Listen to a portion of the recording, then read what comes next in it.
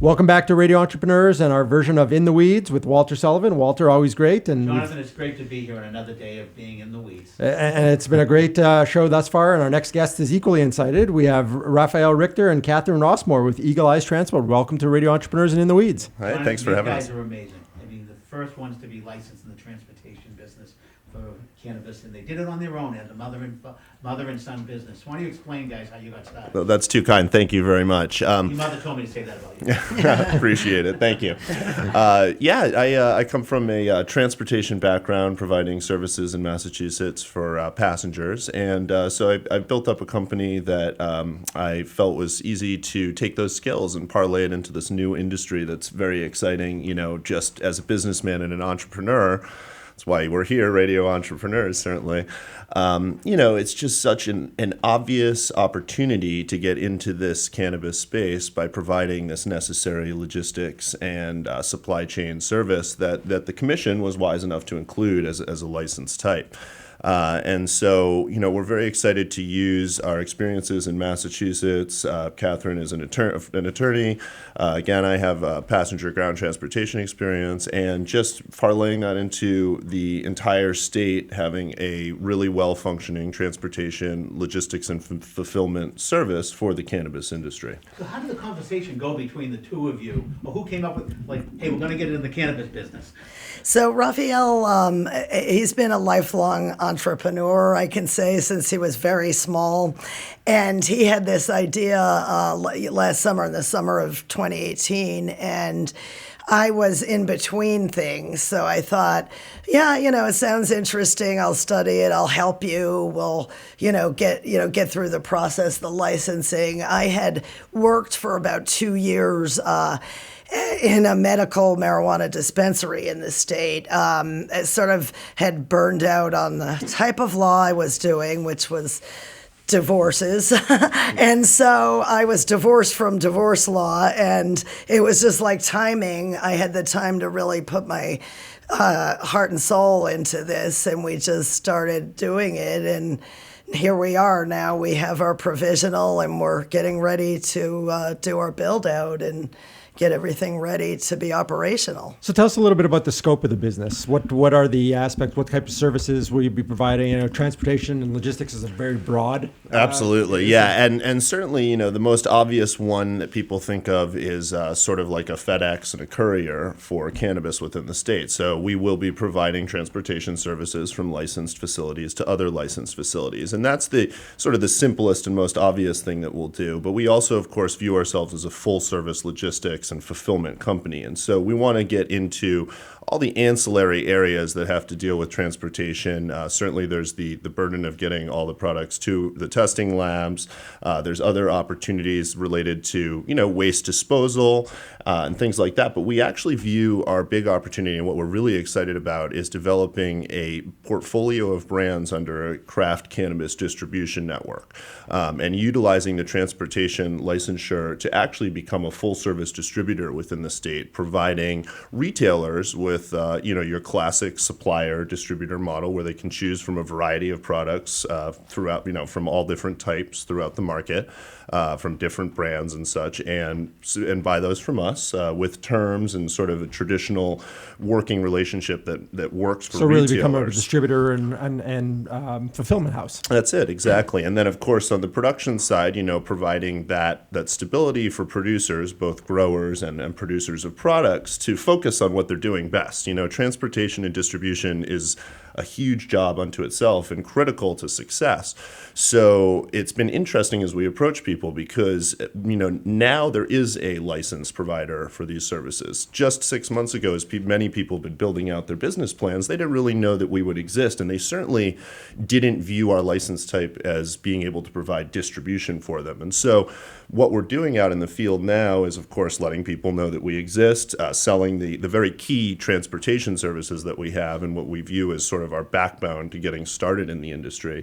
But of course, expanding into that distribution area rapidly, and representing brands on the small to mid-size. We're really passionate about the local Massachusetts players. We're local from Massachusetts. We all know that this industry has a lot of very big capital behind it from out of state and a lot of big interests. And we're not opposed to working with those interests. It's a whole ecosystem. You want to work with everybody, but we view our niche as really representing those small to mid-sized producers in this craft distribution catalog. Getting into the transportation portion of this business, meaning if the cultivator or the retailer was going to do it on their own, it's expensive. Oh, Why don't you absolutely. explain the transportation, what you need to do. Right, absolutely. So the transportation regulations, of course, are very strict within the industry. So the biggest reason that you probably want to outsource it is just the cost and staffing, right? You have to have 2 people that are going to be operating your vehicles at all time. And if you want any level of redundancy and sort of security that your product is always going to get there, you're going to need a fleet. You don't want to just have one van that you rely on, and it could break down, it could get in an accident, somebody could call in sick.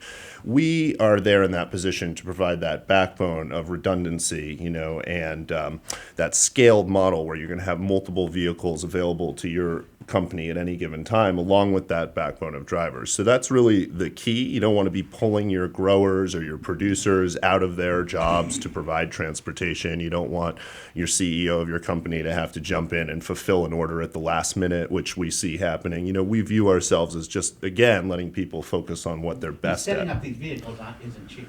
Oh, no, absolutely not. Why don't you explain how the vehicle has to be structured? Sure. So at first, actually, it was viewed as like armored vehicles, right? And actually, as we've looked at it more, you don't need fully armored vehicles to get into the space. In fact, you end up putting yourself at a competitive disadvantage potentially if you do so, because you've invested so much in this one vehicle. But you certainly can use a lot of technology that's available widely today, specifically, 360 video monitoring recorded at all times at every angle of the vehicle, along with the obvious GPS and a secondary redundant GPS tracking system. Right, and also like lock boxes, separate vaulting within the vehicle for each product. If we're what differentiates us from what the vertically integrated medical existing companies are doing is they basically had to self-transport under the RMD regs, and under the adult use regs, it's similarly restrictive with the 2 people in the van, one at the home base, and the manifests and everything. But the difference is that sorry, I just lost my train of thought. The ability to carry, I agree with you. We can carry, that's what it is, multiple products within our van, but we have to separately manifest them, keep them separate. And one of the big appeals for using us to a small producer or cultivator is that we're taking the risk, right? Do they want to have that liability of having one of their vans in an accident on the highway as a commercial operator? We've seen, not that we would wish that on ourselves, but we are basically. But that's your core business. Right. It's your core business. You have the we have expertise and insurance transfer. for it. Right. We're alleviating the operators from basically all of the logistical hassles of going to the lab and back and getting your testing, reporting it through the state metric system. We're going to have software that integrates with that in real time. And so it's really like a great solution. Now, is it also a big relief to the customers that you've been talking to thus far? I know I'm just thinking back on an industry that, completely unrelated, but diamond merchants. They're at great risk because they're walking around with huge volumes and untraceable commodity, right, that has high value. I think it's very similar to that. Diamond merchants, one of their biggest fears is going from the office to their car. Absolutely. So imagine it's quite similar for your small businesses. Yeah, absolutely. And there's that element of customer service that's just so important in any element of a service provider, right? So we become the liaison for these companies as well at their point of delivery. And so we view ourselves as also helping them to manage those relationships and, making sure that customer service is core. Now, there's a number of things that go into opening up this business. You have to find a location. You're located in Plymouth. Correct. You have to be insured. Yep. How did you go through, first finding a location, a community? I mean, I was at the meeting, and and the town loves you. That's right, and I did think you Because were we're at the not meeting. selling What's not to love? directly, it's business to business, right? Sure. So we did have some unique advantages early on, which was that this license type isn't nearly as popular as folks seeking retail and cultivation licenses, and it's recognized by most communities, I think, that the impact to their community is likely to be less from a facility that's not open to the public, and not only that, in a grow facility you have these huge amounts of assets at play, right? And in our setting, that's not so much the case. I was a selectman at one time, served as the chair of the board of selectmen, and utilizing that skill set with the business experience that I built up was really critical in that phase. You know what they're thinking. Yeah, just approaching and sort of dealing with people that are, volunteers, and they're representing their communities. And so when I was identifying a place where I felt like we could get the early mover advantage that we successfully have now, also in proximity to where we live, we're from southeastern Massachusetts, so it felt like it makes, don't do something 4 hours away, do something in our backyard. And Plymouth at that time was particularly excellent, and they've been great to work with so far. So with some of the restrictions on movement of cash and use of various instruments in the industry, are you strictly product transportation or dealing with the financial aspects as well? So again, we want to be a full-service fulfillment logistics provider, but we don't actually view our role as transporting the cash at this time. In a compact and small state like Massachusetts, we feel that we can certainly make it so that companies don't have to worry about it, and we can handle the outsourcing to the appropriate firm for that. But we, for a number of reasons, the way the regulations are built up, again, just the scale of the state and the banks that are going to be in it seems to make more sense to allow, again, professionals in cash transportation to focus on that. And I think you're a unique business in the sense of, the hard part I have with this in the sense of OxyContin is delivered in one truck, one driver.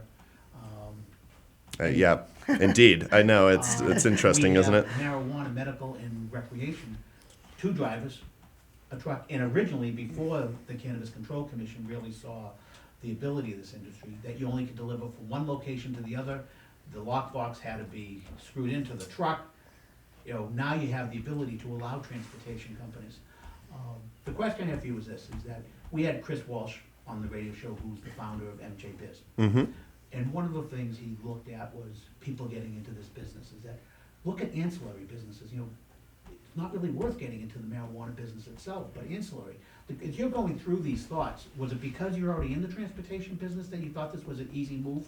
Oh, well, certainly, yeah. I think when you come at something with a background in it, you see the unique abilities, but of course the unique challenges, right? And being able to solve those challenges. So absolutely, that was where, when we saw the license categories, where the opportunities were, and then of course where the competition lay, we saw this seems like the place for us. There's so many, we see today hundreds of retailers in the queue. I think many of them are going to do well, and sadly, many of them are probably going to fail over time. It's the same with cultivation, and there's a huge amount of interest, but over time, if you the strong survive. The strong are going to survive, and certainly having lots of competition isn't necessarily going to help in a tight market like this, and with the slow rollout that we are experiencing.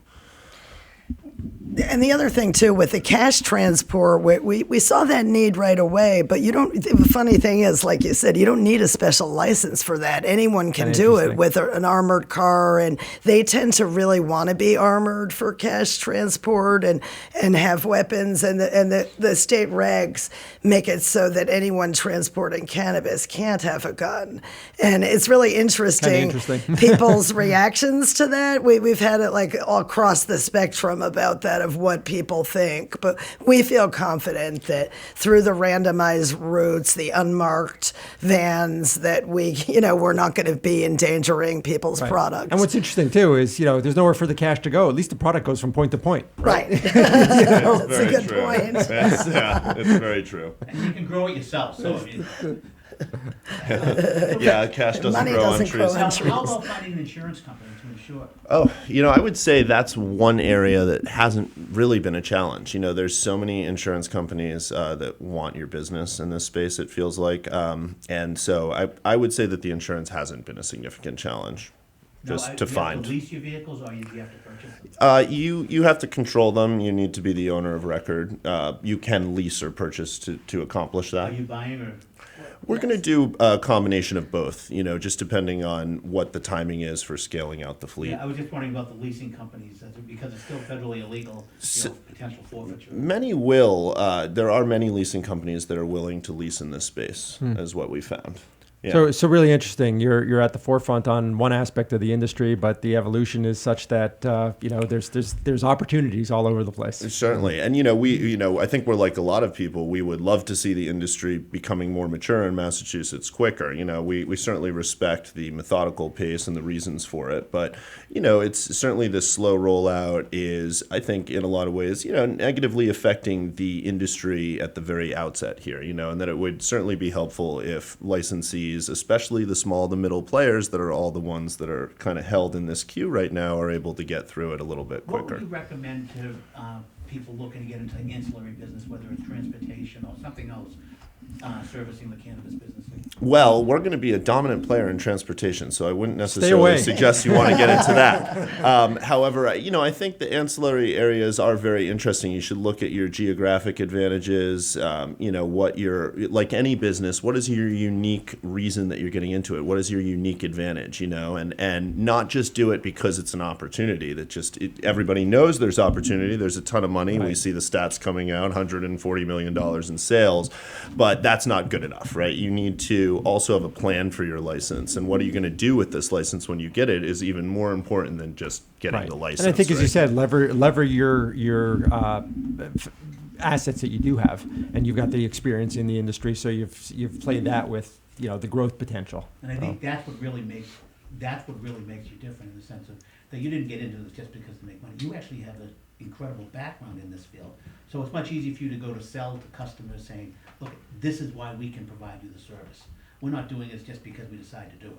Oh, absolutely. Right. And in Raphael's existing business, he is located physically on the Cape, but he has drivers that in Western Mass now that are remotely operated through his software. So, and you've been doing infrastructure that and the for logistics years, you could see, because that is one of the things people know, that a lot of the action in this business is happening in Worcester, Framingham corridor, Western Mass. And so, you're in Plymouth, but we're not concerned about that because we do have the ability to warehouse, and we're looking at a second location in the future if all goes well for us.